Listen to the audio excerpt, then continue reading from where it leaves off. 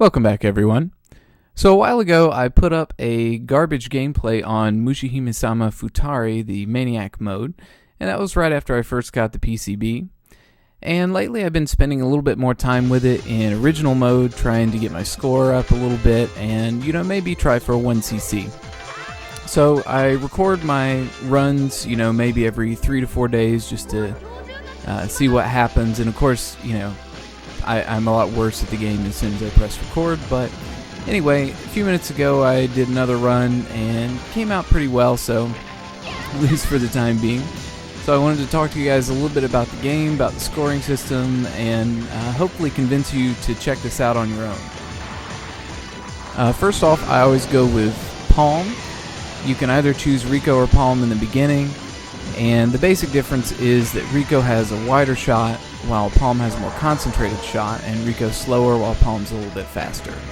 So I go with the faster speed, and the other thing is some of the boss battles work a little bit differently with each character, and I prefer the way they work with Palm, so that's who I pick. Sometimes I get a higher score with Rico, but nonetheless, right now I'm just focusing on survival for the most part. Now you can either tap or hold the shot button, and when you hold it, it gives you the laser shot and also slows your movement so you can have a little bit more precision when you're dodging through, really large swarms of bullets. Now the shot type also figures into the scoring. If you look at your counter up at the top left corner, now this is based on the gems that you pick up, and you see there are ones on the ground, there are also ones in the air that come from various defeated enemies. And what you want to do is, especially from those air targets, you want to get the larger gems, and the way you do that is shooting them with the proper shot. Now when the score counter is green, like it is now, then you want to shoot them with your rapid fire, and when it's blue, you want to shoot them with your laser shot. And this changes every 500, so you can keep track of that and be sure to shoot the right enemies at the right time. After you've been playing the game a little while, then you kind of plan your routes out, which enemies you're going to take out with what shot, and you don't have to look up quite as often, so it's a little easier as time goes on. Knowing this will really increase your score, as your score counter is actually a multiplier. So collecting the larger gems will not only up that multiplier quicker, but each one will be multiplied by a subsequently larger number. So this really helps out when you're trying to score the game. So you can see me using this to my advantage here as I position myself in a certain place and use my laser shot to shoot all of these enemies and gather the larger gems there. And then I switch over to my rapid shot whenever the score counter rolls over to 0. So knowing all of this, you can really plan the stages out, and although I don't do the best job in this run, generally speaking, the first 2 stages I can score and no miss, no bomb. And now this is the other thing that's really important, is the longer that you no miss and no bomb, the greater the rewards in terms of score. With the no miss bonus at the end of each stage, which goes up significantly with each one. And also, if you bomb, this actually reduces your counter. So your multiplier is then reduced. I don't remember exactly how much it does, but you'll be able to see that later on in the game. Also, you notice there are 2 counters. The top one is your overall counter, and the bottom one is your stage counter. And I don't remember exactly how all that figures in, but both of those multipliers do affect your score, so you definitely want to keep both of them up by not dying and not bombing as long as you can. I also forgot to mention that if you collect the gems at a relatively close proximity, if you see here, they'll actually have a little bit of a green glow to them. You get a lot more score out of those as well. So at this point, for the most part, I'm going to shut up and just let you guys watch the game because I think it's incredible. It's really something to see. So I'll probably interject a few comments here and there just on different things, but for the most part, we'll just check it out.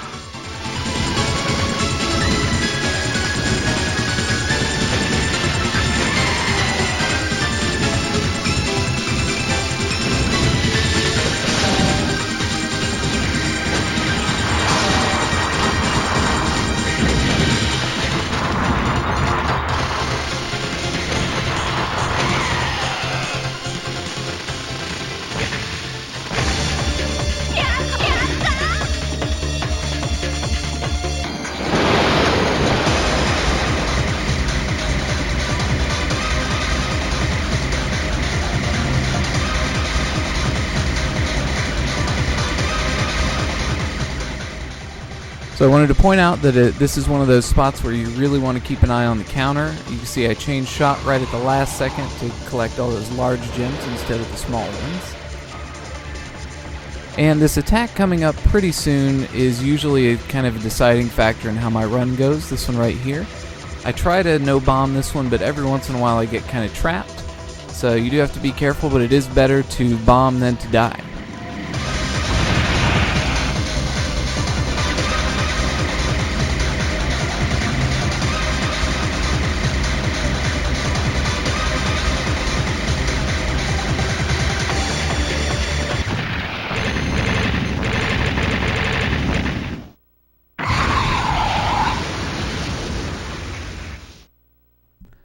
So while the score is tallying up, I just want to mention that Stage 3 is generally where people run into problems first. This is kind of the first stumbling block for most newcomers to the game, and it was for me as well. I'm not as great at it as I want to be, but I'm playing on the PCB, and I haven't used the port for any practicing or anything like that. I probably should at some point, but it can get a little hairy if you don't have things planned out and you end up in the wrong place.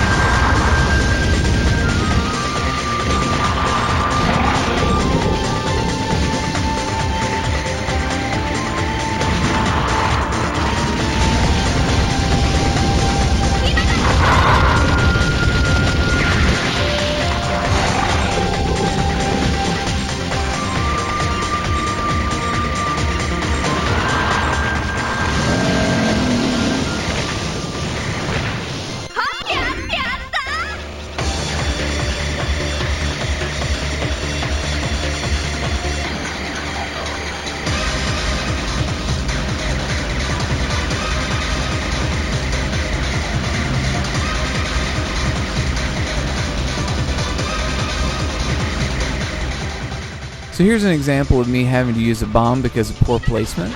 Normally I don't like to there, but sometimes you get caught in a bad spot and you just have to do it. So unfortunately this caused me to panic bomb a little bit during this boss battle, but I made it through, so that's the important thing.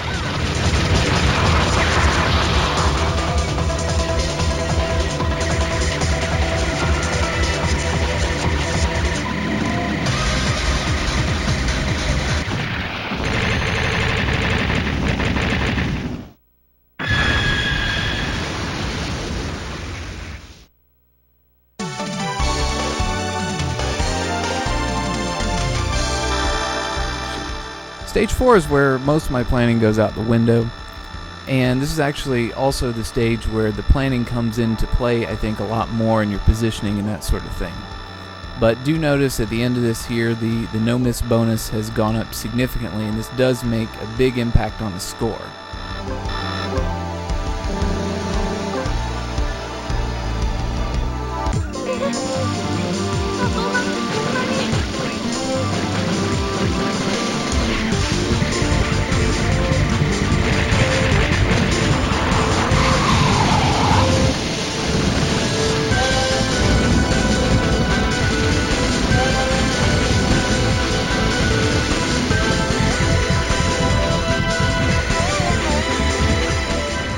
I also forgot to mention that certain enemies will cancel bullets, and learning which ones will do that can really help you out. As you can see right here, I didn't have a bomb, and I was sort of trapped, but thankfully there was a bullet canceling enemy there that could cancel the bullets and kind of get me out of that spot.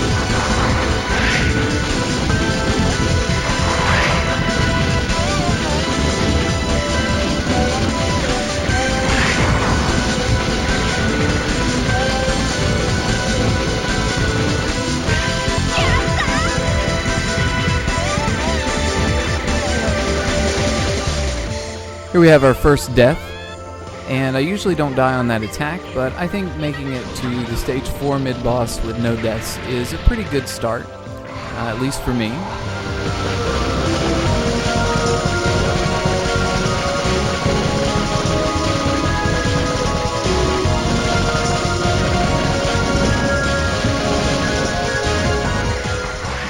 I just want to say that these moth enemies are my least favorite enemy in the entire game.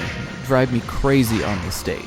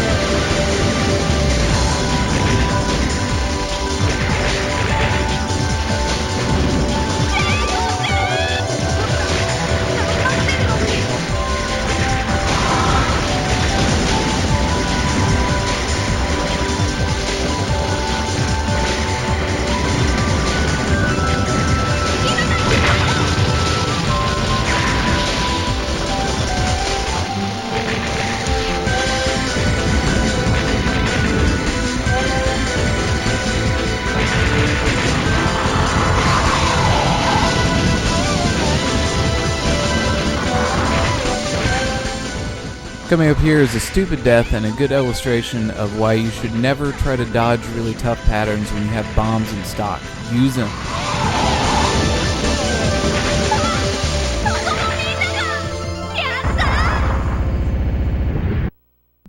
And speaking of bombs, you're going to see me bomb quite a bit in this boss because I've only made it to it a handful of times before, so I haven't really developed any kind of strategy for it just yet.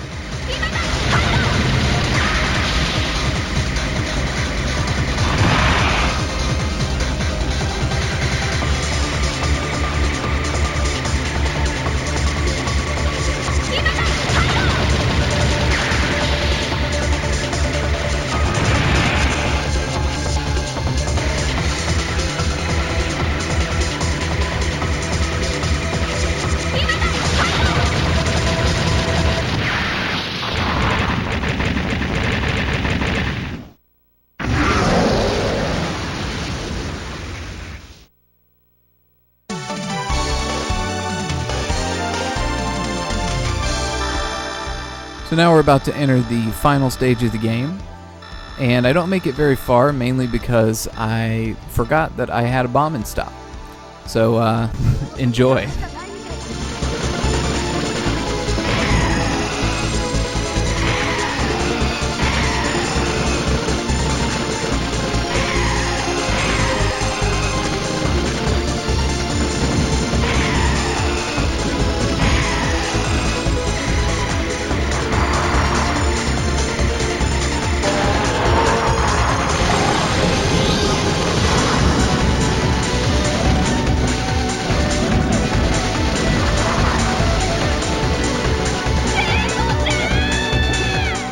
So if you have a 360, I think you really owe it to yourself to pick this game up. It's usually around $40 now, last I checked, so definitely worth checking out.